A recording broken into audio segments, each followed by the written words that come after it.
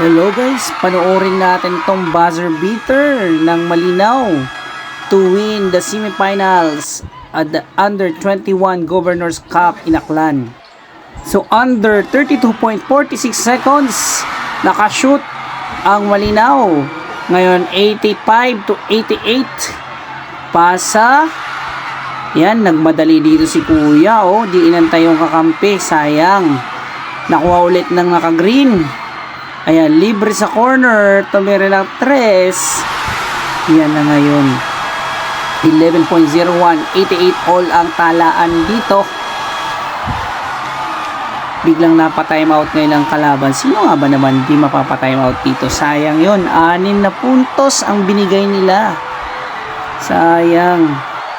Grabe naman yon. Ang team ng Malinaw.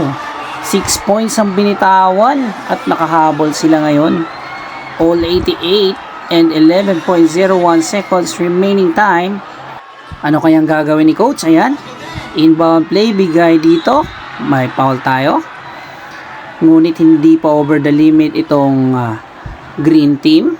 Kaya sideline inbound ito. Wala lang timeout itong mga naka-white. Remaining time 7.85 seconds. May chance pa sila. Yan. Atake.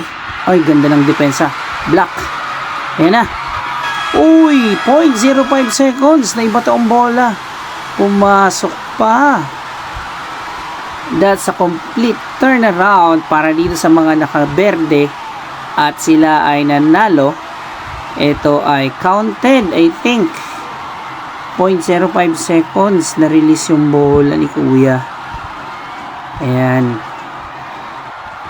The crowd goes wild.